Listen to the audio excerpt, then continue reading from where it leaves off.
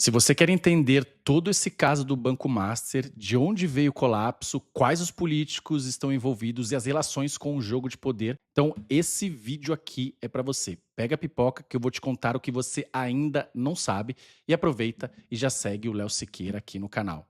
Mas para isso, a gente precisa voltar um pouco no tempo. Muito antes do escândalo estourar, o banco nem se chamava Master, ele se chamava Máxima, uma instituição praticamente irrelevante no mercado financeiro, que não tinha grande nome, que nunca tinha chamado tanta atenção e que tinha sido fundada em 1970. Mas tudo mudou no Máxima em 2018, quando aparece Daniel Vorcaro, decidido a transformar o Máxima em algo muito maior. O Banco Central avaliou a compra que o Daniel Vorcaro tinha vontade de fazer, mas fez uma exigência: a de que houvesse um aporte mínimo de 50 milhões no banco. O Vorcaro, como sempre exagerado que foi, veio com muito mais, cerca de 400 milhões. E com o cheque e a ambição em mãos, redesenhou o banco. Assim nasceu o Master, e junto com o nome veio um novo personagem na Faria Lima que já nascia controverso. Isso porque, segundo informações, o Vorcaro usou um terreno superfaturado para comprar o banco. Pois é, um banco que já nasceu aí muito torto. Aquilo era só o começo. O Master tinha virado sinônimo de ostentação. Isso não era acidente, tá? Era estratégia. Só para vocês terem uma ideia, o Vorcaro fez uma festa de 15 anos para a filha que custou 15 milhões, com a presença de ninguém menos que DJ Alok. Outras extravagâncias ficavam muito claras. O Vorcaro comprou a mansão mais cara já negociada em Orlando por aproximadamente 197 milhões de reais. Além disso, uma mansão em Trancoso no valor de 280 milhões e tinha escritórios nos pontos mais caros do mundo, Londres, Miami e em outras cidades. Daí, enquanto o glamour rolava solto, o banco crescia utilizando uma estratégia muito diferente. Presta atenção aqui que agora eu quero te explicar a diferença entre o banco tradicional e o Banco Master. E se você já gostou desse vídeo, deixa seu like aqui, se inscreve, que eu sou Léo Siqueira, economista, deputado estadual e sempre vou fazer isso, trazer um fato cotidiano com muitos dados, evidências e explicar no detalhe. O melhor canal de economia do país, do mundo, quem sabe. O sistema financeiro funciona assim. A maioria dos bancos capta emitindo CDBs, né, os certificados de depósitos bancários, com as pessoas. Ou seja, ele capta esse dinheiro com as pessoas através dos CDBs e, para isso, ele remunera a uma taxa que, em geral, não ultrapassa 98% do CDI, que é o Certificado de Depósito Interbancário, que é aquela referência mais próxima da Selic. Daí o banco capta esse dinheiro das pessoas e ele empresta para outras pessoas. E aí ele usa esse dinheiro em consignado, cartão de crédito, capital de giro, crédito imobiliário. É o feijão com arroz bancário. Capta de algumas pessoas com CDBs remunerando não mais que 100% do CDI, ou raríssimos casos, e empresta para essas pessoas no longo prazo. Ou seja, ele une os poupadores com os emprestadores. O que o Master fazia era outra coisa.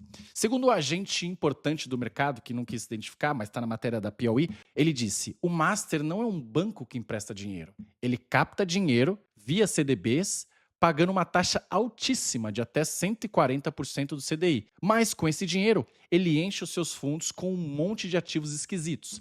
Light, Ambipar, CVC, Oi, Gafisa. Mas tem um detalhe muito importante. A regulação do Banco Central permite que os bancos operem com certo risco. Para cada R$ 1 que o controlador coloca em sua instituição, o banco pode emprestar até 10 vezes em empréstimos de cartão de crédito, crédito imobiliário e por aí vai. É o chamado índice de Basileia, ou seja, quanto que um banco pode se alavancar. Isso porque as pessoas não vão sacar todo o dinheiro ao mesmo tempo. Então, se você tem uma probabilidade que nem todas as pessoas vão sacar ao mesmo tempo, faz sentido você poder emprestar mais do que você até tem. Isso é normal, todos os bancos fazem no mundo inteiro. Mas, para não se expor excessivamente, a maioria dos bancos opera até 6 vezes no máximo de alavancagem. Agora eu te pergunto, sabe quanto que o Master operava? No limite permitido pelo Banco Central, 10 vezes.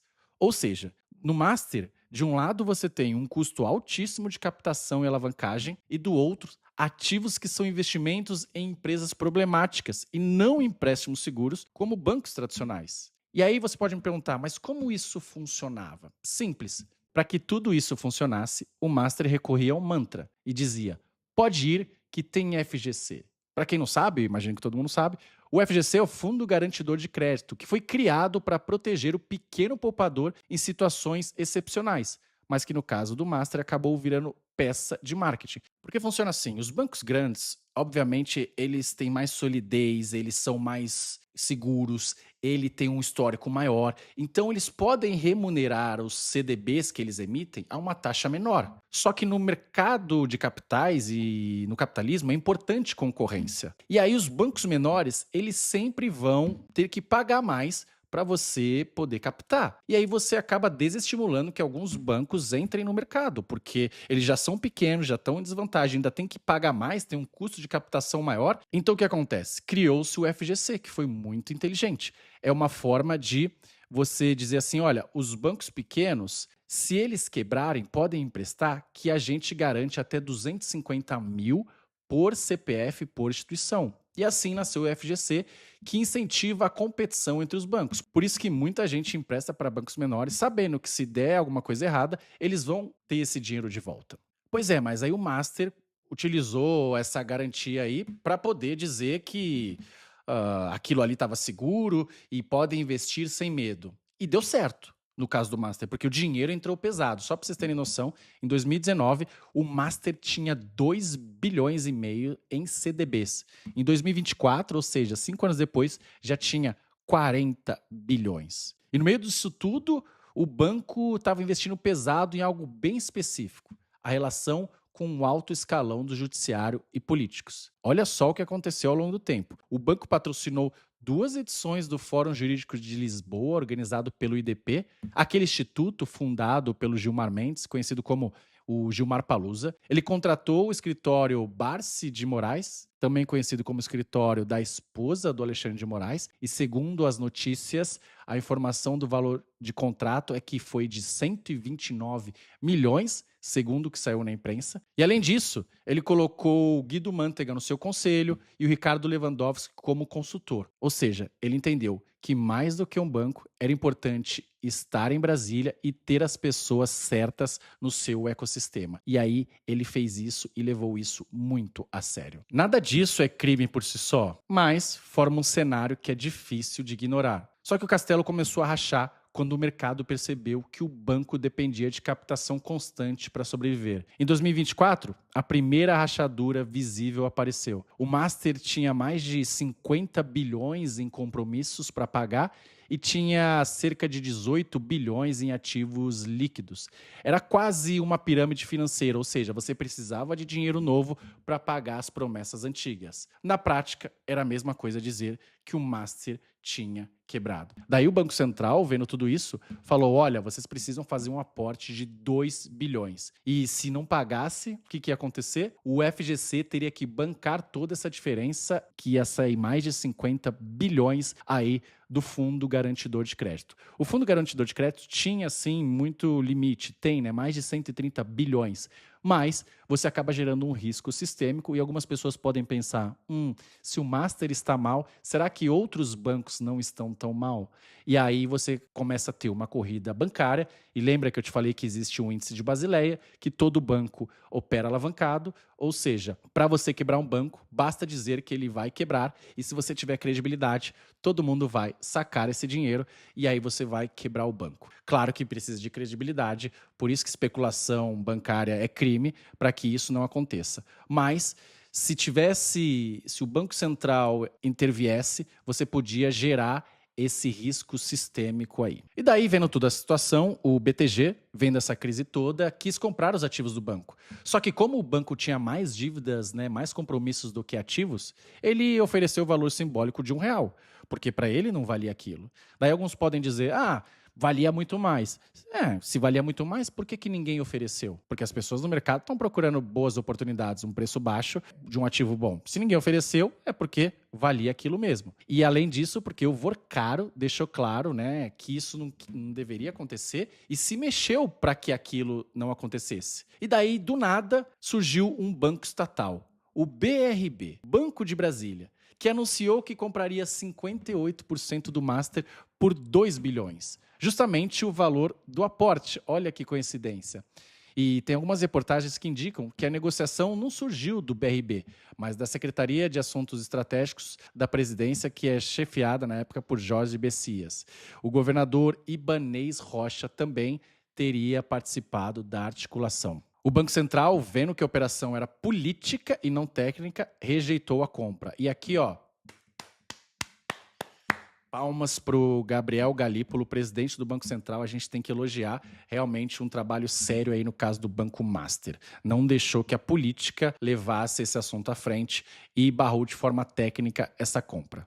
Daí, enquanto tentava levantar os recursos, o Vorcaro foi preso ao tentar deixar o país. Pois é, parecia o fim da impunidade, né? Olha, uma pessoa que cometeu fraude sendo presa, mas nem tanto. Isso porque começaram a vir à tona as questões políticas. Só para vocês terem noção, uma desembargadora do TRF, ela relatou pressões externas em diversos processos, inclusive envolvendo interesses conectados a esse universo do Banco Master.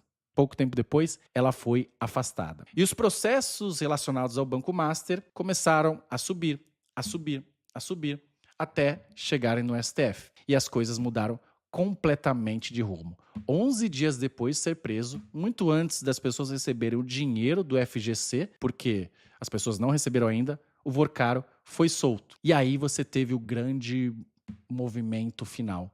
O Dias Toffoli decretou o sigilo máximo sobre o caso, ou seja, transformou um rombo bilionário com impacto nacional e milhões de investidores expostos em uma operação invisível.